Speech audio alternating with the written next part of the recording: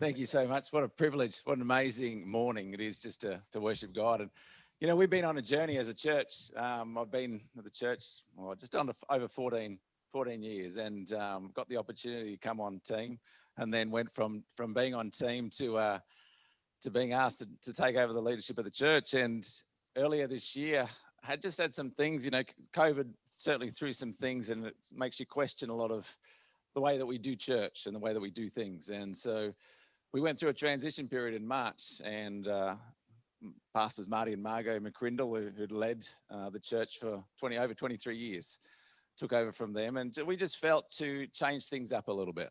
And we felt that this year, as a church, was a time of stopping a lot of things and refocusing on what God wants us to refocus. And sometimes when you go through change, you have to shut some things down. And so on a Thursday night, we used to open up Hope Cafe, which did very similar to what Soul Cafe did. But as much as it was thriving, we felt it was a time of rest. We found it was a time as a church that we needed to change, as a church that we needed to take a season of rest and be obedient to what God's calling us to do. And that wasn't just to stop looking after those that are disadvantaged, but it was to take a season to support others in the city. And so we closed that down as of the beginning of March. And we encouraged our teams that served at Hope Cafe to come and serve at Soul. So to come along at Soul Cafe and to serve, because our emphasis wasn't just building a brand.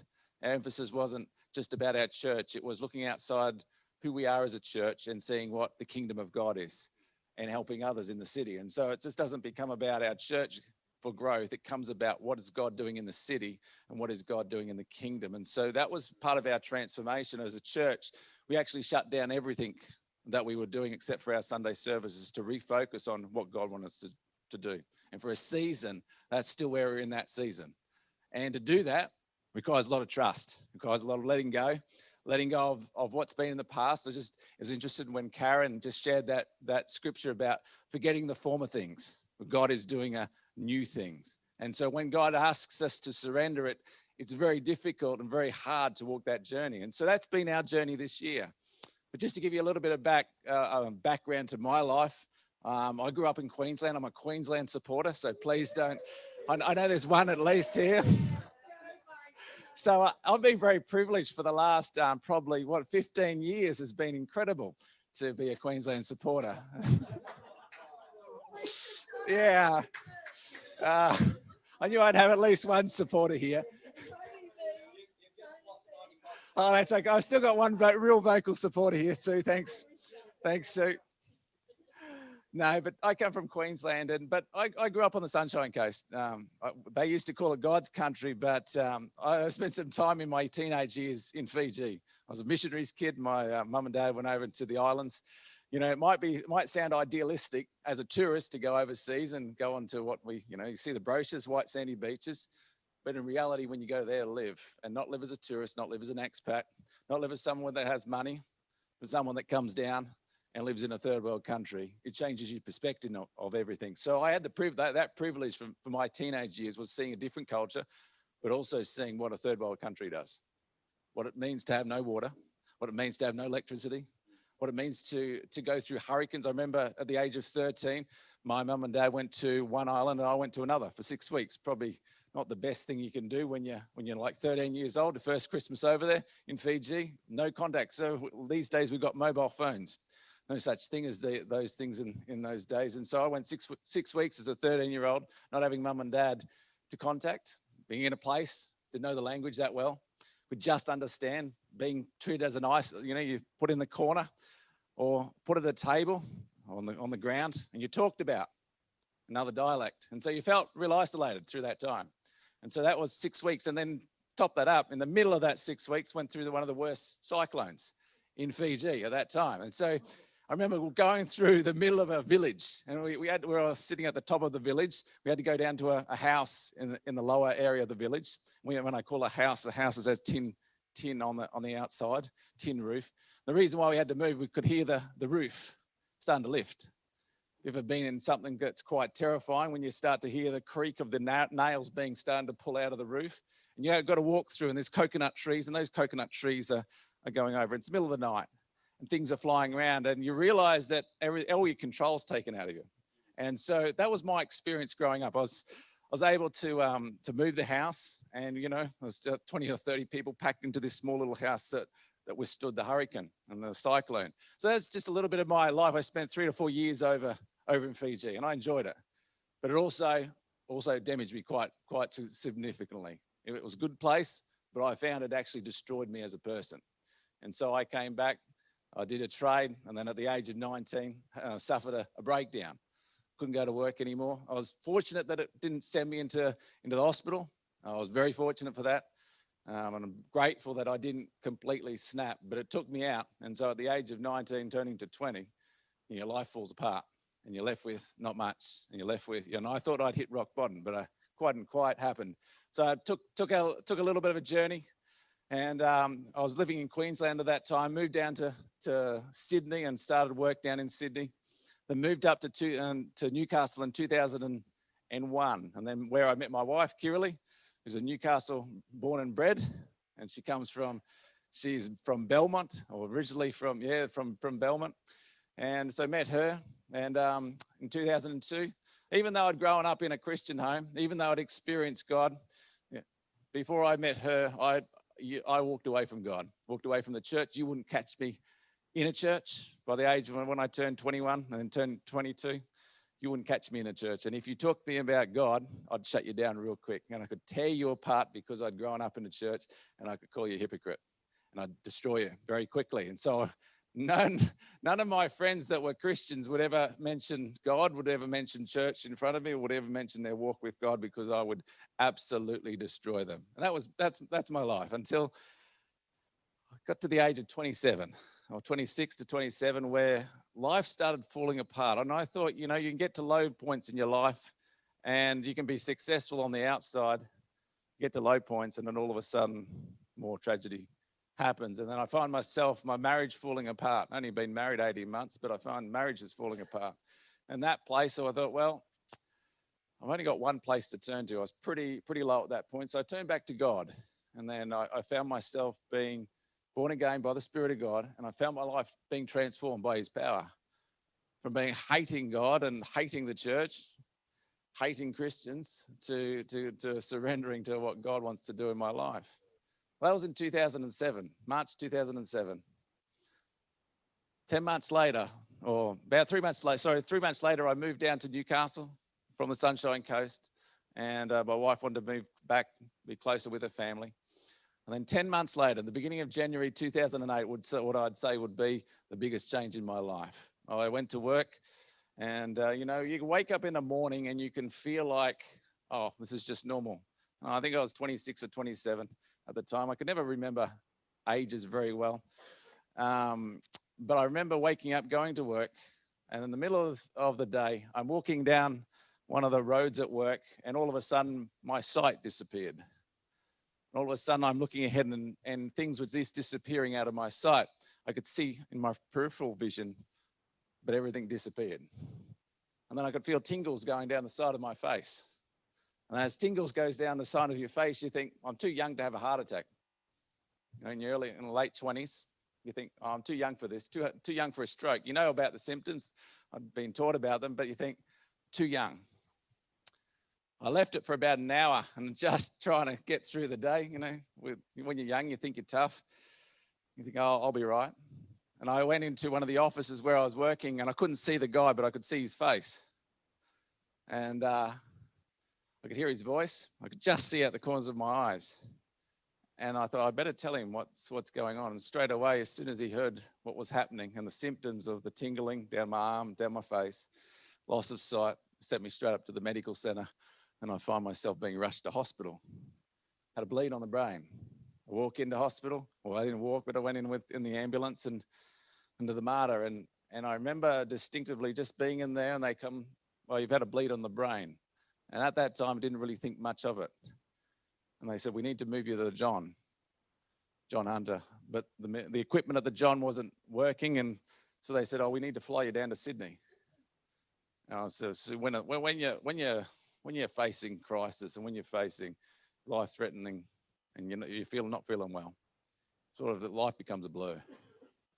And I was fortunate enough that they got the equipment working at the John Hunter again. They transferred me over, and then I went into an MRI, and they said, yeah, you've got to bleed. And then 2 days later, the surgeon comes to me on a Saturday night, and he said, and I was by myself, my wife wasn't there, and he says to me, we can't do anything for you. He said, we can't operate it, it's too dangerous.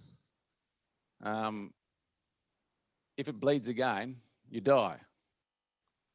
And so life begins to fall apart, and you think life has been hard up until this point, but you begin to realize that life actually falls apart in bigger ways. And so I was left at night, Saturday night. I can distinctively remember that night right now, and it's never left me, going, what is going on? I've lost everything. Because when you have a bleed on the brain, they call it an aneurysm, with what I had, there's a 95% chance it'll happen again. The doctor said to me, when it happens again, you won't make it back, or you'll be permanently brain damaged. And you've got a 3-year period where that is a high possibility or 95% chance of happening. And so your world falls apart. Well, there's nothing left, is there? When life is taken away from you, and when I say such a young age, it puts life into perspective. And when you're faced with that, and I remember lying in the hospital bed because my wife had gone home, and I was left there realizing I've got nothing. Only 10 months earlier, I'd returned back to God, and I'd received him as my Lord and Savior. But it's at this time I called on the Lord. I cried out to him in that middle of the hospital room, and in that crying out, he just dropped in Psalm 23, that you walk through the valley of the shadow of death, you will fear no evil.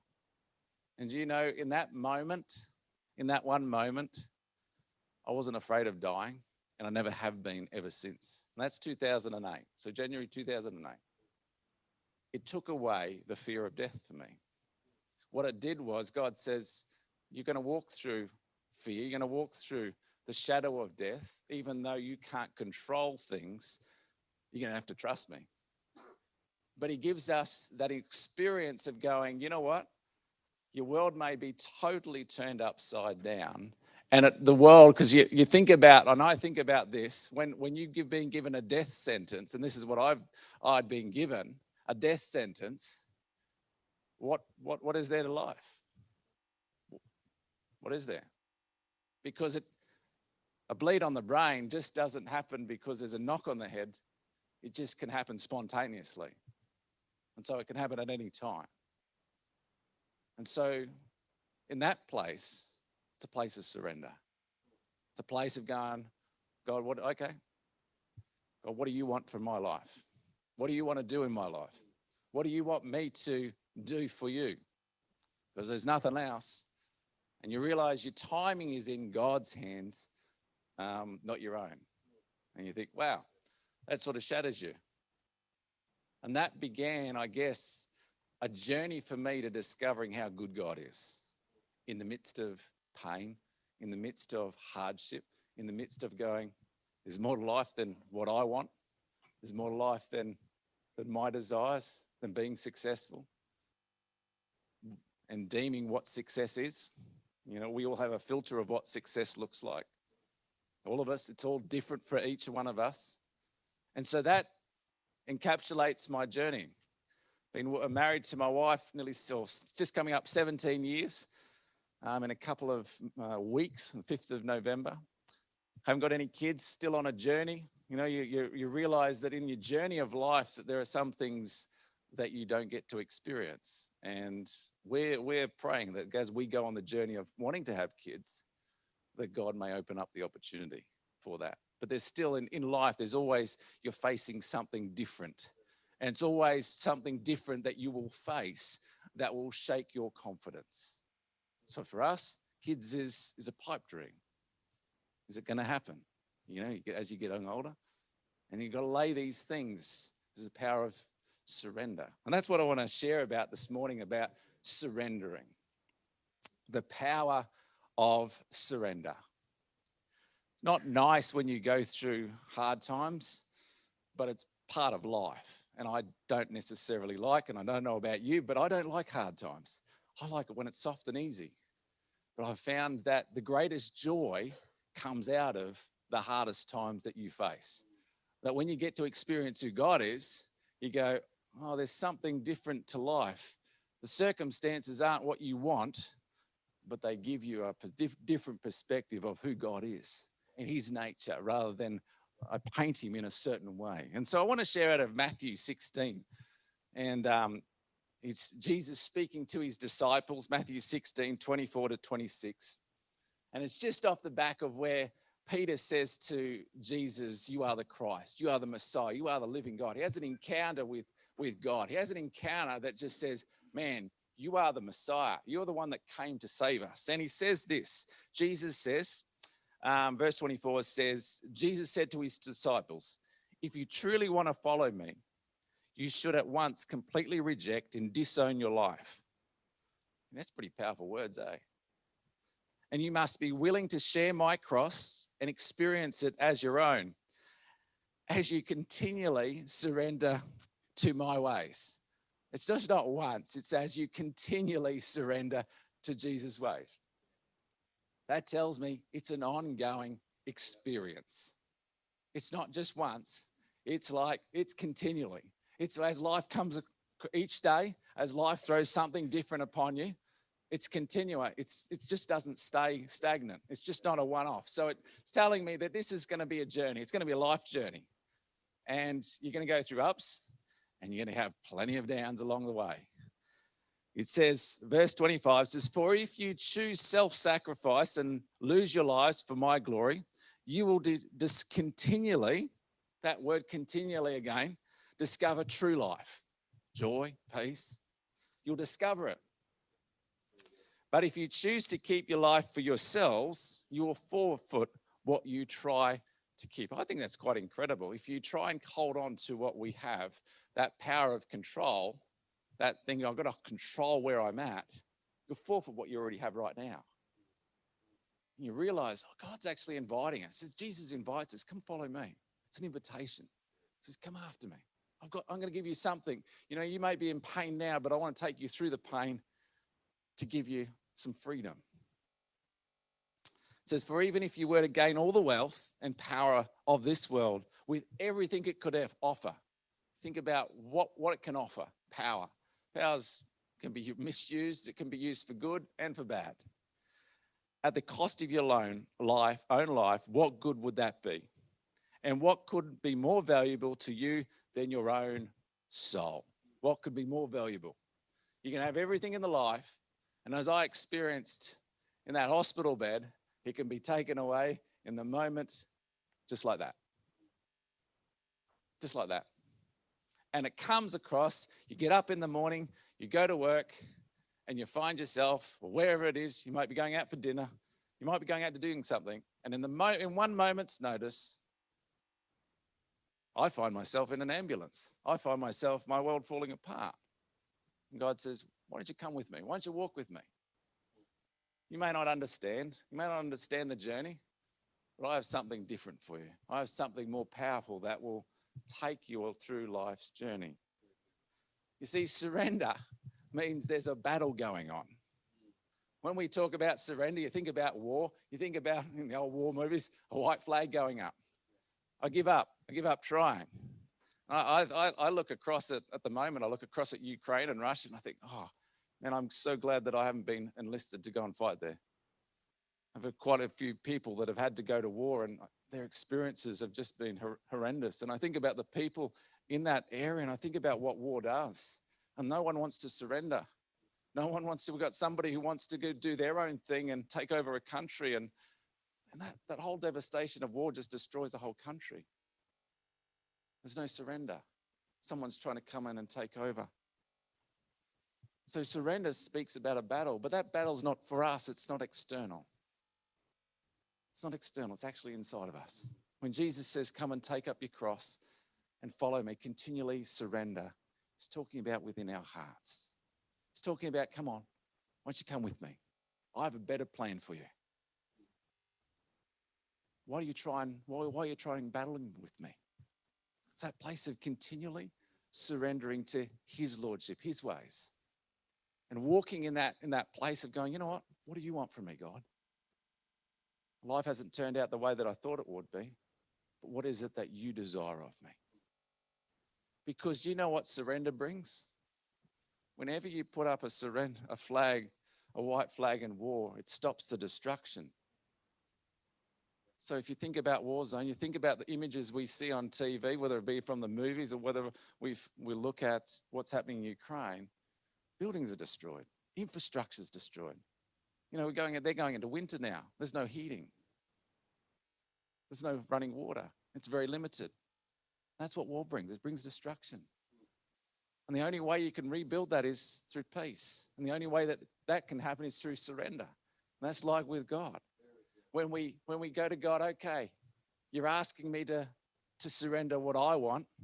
You're asking me to put up my white flag. Because when I put up that white flag and I say, okay, God, your will, not my will be done. I'm asking him to take control. And you know what happens when we have surrender? We have peace. And where there's peace, rebuilding can begin. And so he's speaking to us within ourselves. He says, you know what? If you want to continue fighting with me, my ways, you can, but you'll destroy other areas of your life and you'll continue to live like with the pain of life. But he says, I've come that you might have joy, that you might have peace.